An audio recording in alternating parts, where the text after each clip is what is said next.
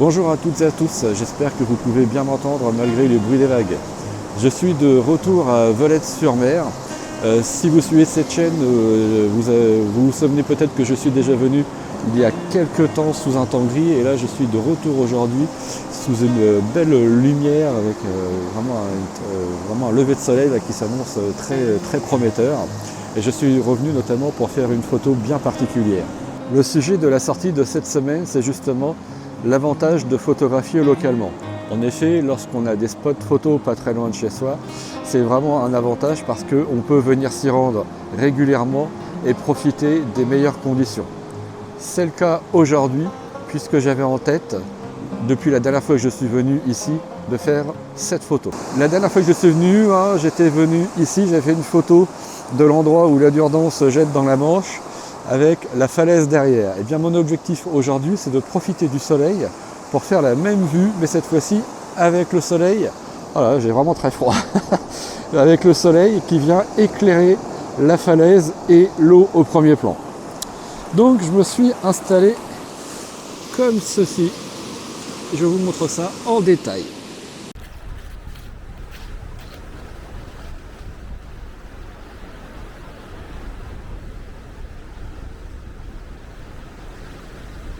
Donc je me suis posé assez près du sol parce que ce que je souhaite avoir comme résultat, c'est vraiment d'avoir l'eau ici, donc la Durdan là, qui se jette, donc qui passe assez vite au premier plan et la mer derrière, et puis la falaise éclairée par le soleil. Je suis à peu près à moitié-moitié en ce qui concerne ma composition et j'ai fait en sorte que l'extrémité de la falaise arrive sur ce tiers-là. Je suis à F8, j'ai fait le point sur la falaise, ça ne m'intéresse pas spécialement d'avoir cette zone-là. Au contraire, ce que je vais chercher, c'est d'avoir le mouvement de l'eau. Donc ceci me donne une vitesse du 1/50e à ISO 100. Je vais peut-être descendre à ISO 50 dans un deuxième temps. Pour l'instant, je fais une première vue à cette vitesse-là.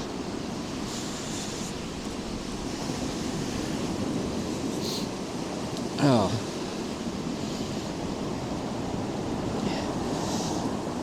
est-ce qu'au niveau de l'eau, j'ai le mouvement souhaité? C'est encore une vitesse peut-être encore un petit peu rapide, c'est pas mal. Mais j'ai envie d'essayer une vitesse un tout petit peu plus lente. Donc je me mets à ISO 50.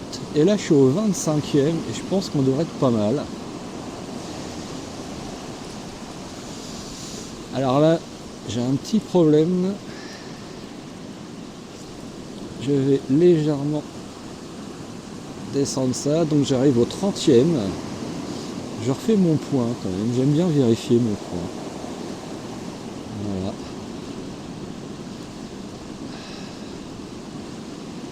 Donc là je suis au 30e. Ouais. Au niveau de l'expo c'est mieux. Maintenant, voyons voir. Au niveau du point. De toute façon, vu la distance qui me sépare de la falaise, de ce point de vue-là, je ne devrais pas avoir trop de problèmes. Et au niveau de l'eau, j'aime bien le côté un petit peu plus lissé, mais pas trop. Je vais continuer à faire quelques prises de vue, puis je vous montre la meilleure.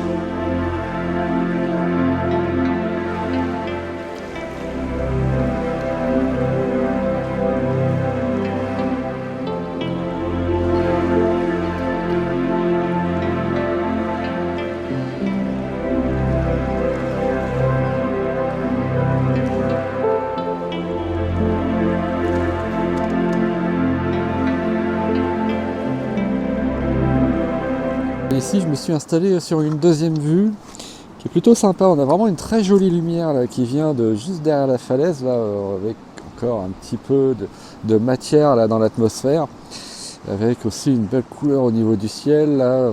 Vraiment quelque chose de très sympa, mais qui va être un petit peu compliqué en termes de prise de vue. Alors, je vais faire plusieurs essais. Je vais d'abord faire une version, une seule prise. Alors là, c'est un peu délicat, je vous montre mon histogramme, forcément j'ai un bon pic ici sur le côté droit. J'ai essayé de l'atténuer au maximum sans aller trop dans les ombres, pour essayer de garder un maximum de détails sur toute l'image. Au niveau des réglages, je suis à F11 au 50e ISO 100. J'ai décalé mon exposition justement pour essayer de rééquilibrer tout ça. J'ai fait mon point, j'ai pas fait mon point, tiens d'ailleurs. Bien, ça c'est malin ça. Donc je fais mon point. Je vais faire mon point ici. Alors forcément, s'il veut bien. Allez. Voilà. Donc là je suis carrément. Donc, je vais redécaler mon expo. C'est de récupérer un petit peu d'informations partout. Et on y va pour une première prise de vue. De cette façon-là. Donc là c'est un petit peu délicat, hein, comme vous pouvez le voir ici. J'ai à la fois quelque chose de très foncé, ici quelque chose de très clair. Alors, je vais faire autrement. Je vais aller ici, correction d'expo.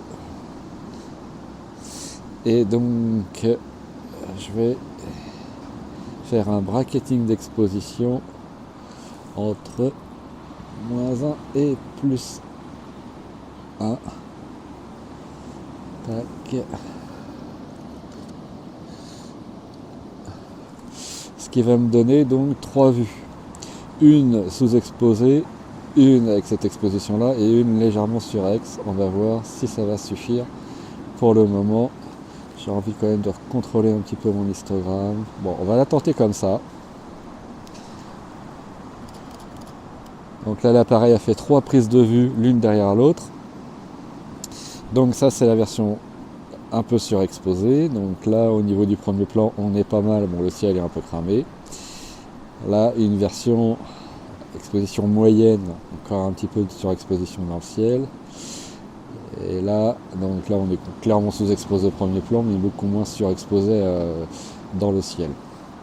Je vais peut-être faire plusieurs prises de vue avec cette méthode-là, en essayant peut-être de faire varier le point de départ, c'est-à-dire en disant que peut-être que ici, j'ai peut-être décalé un petit peu mon exposition de base et j'ai toujours un décalage de -1 et +1. Ce qui fait que maintenant, ça va être la première et il va enchaîner les deux autres. Et après, moi, mon rôle ensuite, ça sera dans Photoshop, essayer de recombiner ces 3 vues-là, soit en faisant un HDR, soit en allant manuellement fusionner ces 3 photos. Je vous montre le résultat.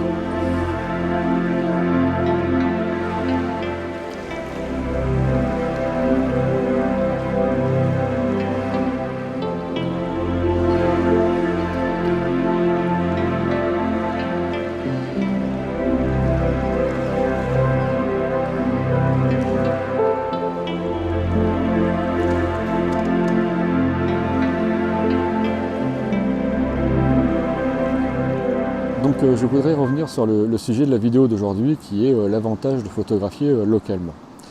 Personnellement, je me limite à une distance de 1 heure de route maximum par rapport à l'endroit où j'habite. Comme ça me permet de retourner régulièrement sur des endroits que je connais et de profiter du même endroit dans des conditions de lumière différentes selon les jours. Là, c'est un peu l'exemple aujourd'hui. Je suis venu la dernière fois, il faisait tout gris et là, il fait vraiment très beau. Alors vous allez me dire, oui, mais c'est facile quand on habite dans une région comme toi, parce que tu n'es pas loin du bord de la mer, il y a beaucoup de forêts, tout ça. Oui, c'est vrai, j'ai un petit peu de chance, mais c'est pareil, je me dis exactement la même chose des personnes qui habitent en montagne, qui habitent peut-être ailleurs, peut-être dans le Cotentin, en Bretagne, dans des régions comme ça où il y a aussi un fort potentiel photographique. Mais néanmoins, je reste persuadé que quel que soit l'endroit où on habite, on a toujours des possibilités de photos à faire.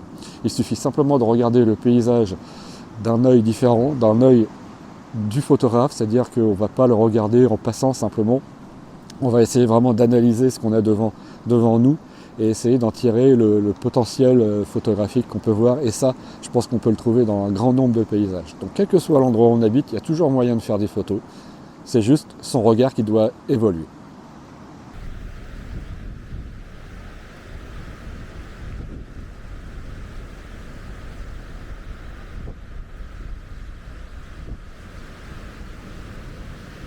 C'est la fin de cette sortie sur la plage de Veulettes-sur-Mer. J'en suis assez content parce que ça faisait un petit moment que la photo de la falaise dans la lumière me trottait dans la tête. Et je guettais avec impatience le moment de l'année où le soleil se lèverait du bon côté pour venir illuminer la falaise, parce que jusqu'alors il se levait un petit peu trop décalé et ça éclairait pas la falaise aussi tôt le matin. Et puis il a fallu aussi que je vienne à un moment où la marée était descendante.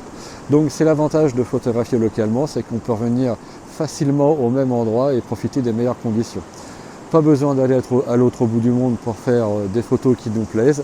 D'ailleurs, je vous invite à faire un petit jeu. Sortez de chez vous, baladez-vous à pied et essayez de prendre des photos dans un rayon de 1 km maximum autour de chez vous, et je suis sûr que vous allez trouver des choses. Je me suis amusé à faire ce petit jeu il y a maintenant presque un an et je suis revenu avec des photos dont j'étais assez content. Allez, faites-moi un retour sur ce que vous avez pensé de cette sortie et éventuellement sur votre expérience sur la photo locale. En attendant de vous retrouver pour une prochaine sortie, je vous souhaite une très belle semaine et à bientôt. Salut!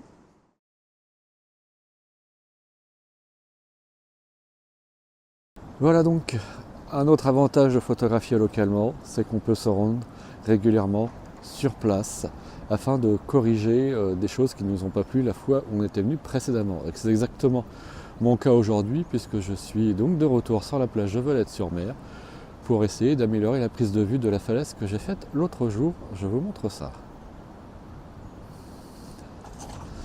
Alors, hop là. Donc là, vous reconnaissez, hein, je suis venu il n'y a pas si longtemps que ça pour faire une photo de cette falaise dans la lumière du soleil. J'étais pas totalement satisfait du cadrage que j'avais fait, donc je suis revenu et je me suis installé un petit peu différemment.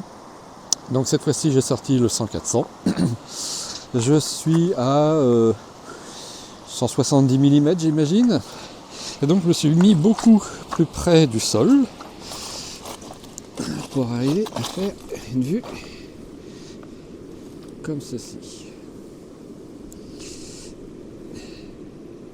Hop.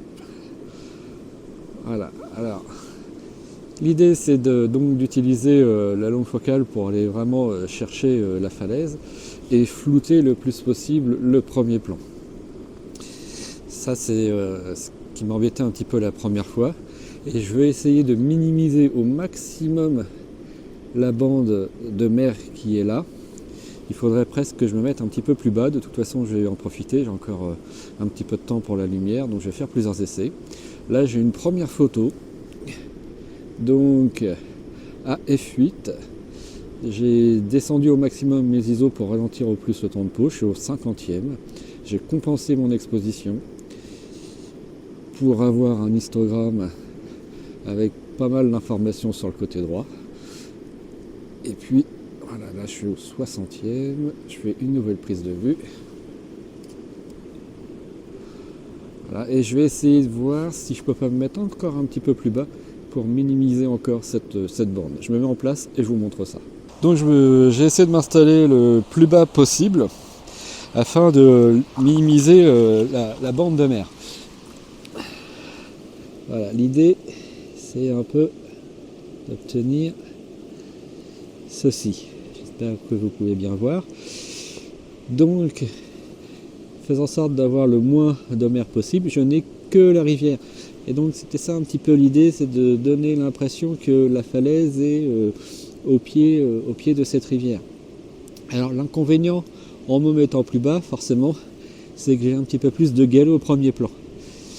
Ça me gêne pas tant que ça a priori, parce que ça donne un côté abstrait, parce que avec l'ouverture à f8 en étant pas loin des 200 mm, hein, ce premier plan va être très flou. Donc justement, ce que je cherchais aussi à obtenir dans cette image, c'est d'avoir un premier plan un petit peu abstrait et avec des couleurs surtout très contrastées par rapport à la falaise, hein. C'est aussi pour ça que je suis venu à un moment où la falaise est dans le soleil, mais pas encore la plage. Donc comme ça, je vais avoir des teints plutôt jaune-orangé sur la falaise et plutôt bleuté sur le premier plan. Donc ce qui va me donner de jolies teintes complémentaires.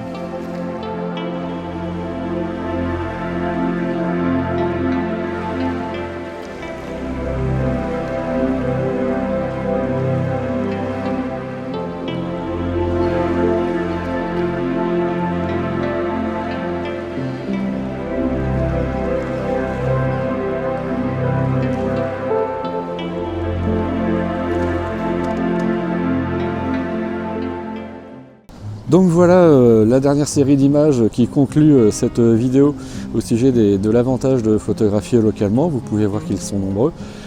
Notamment, ça nous permet de revenir aussi souvent qu'on le souhaite sur les lieux d'une même prise de vue afin d'obtenir vraiment le résultat attendu.